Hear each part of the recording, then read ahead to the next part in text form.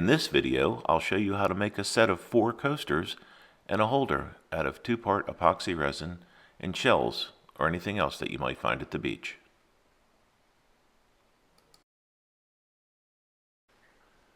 First, you're going to need 2-part epoxy. The particular brand that I use is Total Boat Tabletop Epoxy. It has a part A and a part B that you mix 1:1.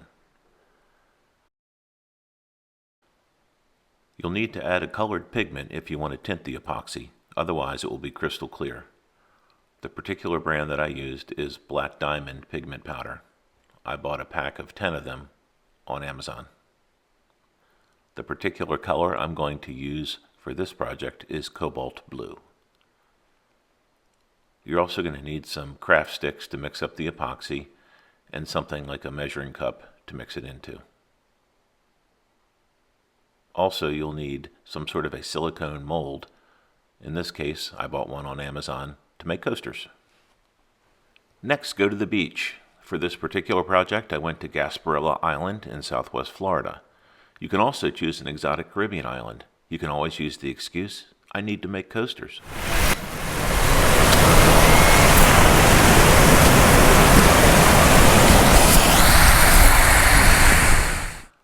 While I was at the beach, I got a little baggie of beach sand.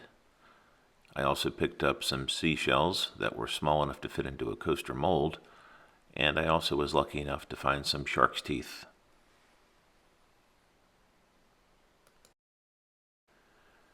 Take a little bit of the sand and spread it around the bottom of the coaster mold.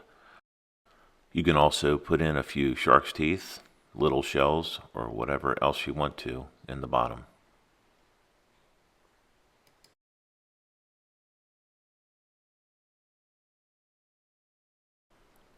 I used a pair of tweezers to move everything around exactly where I wanted it before I began to pour the epoxy.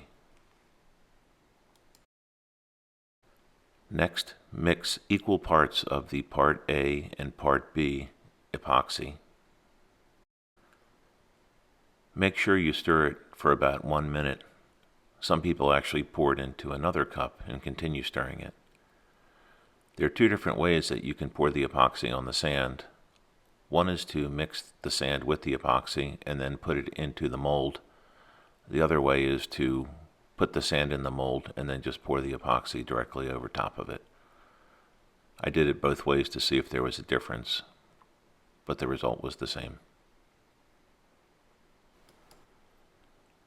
Once the epoxy is poured into the mold, you need to get rid of the air bubbles that are trapped inside. The best way is to use either a flame or a heat gun. You'll see all the little bubbles pop.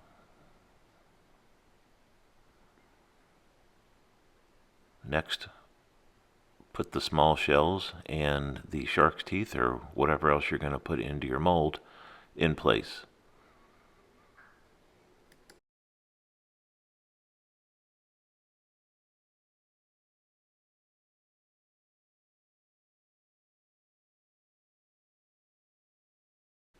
During the course of the project, I used the flame several times on each of the coasters because little air bubbles kept forming.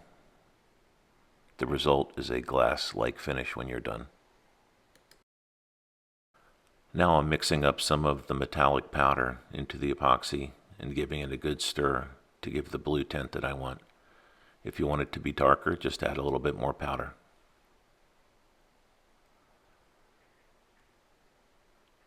I used a craft stick to just drizzle epoxy over the top of all the little pieces of shell and make sure that the coaster mold is filled all the way to the surface.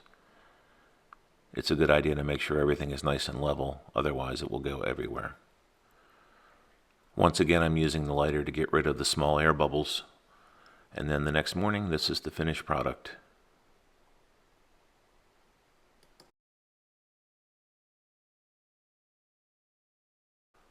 Once the epoxy is set up, the silicone mold pulls off very easily.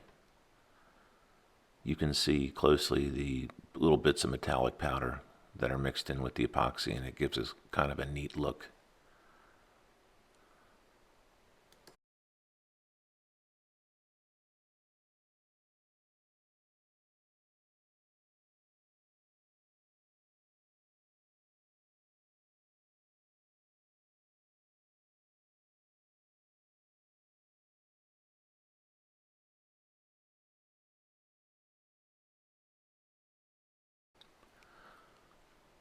The little holder for the coasters required a little bit more effort to get the mold to release, but I just tugged on it from all different angles and it finally came off.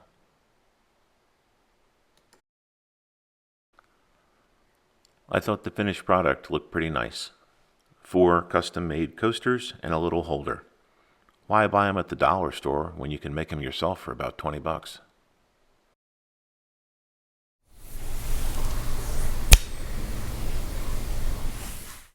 If you like what you see, don't forget to subscribe. Thanks for watching.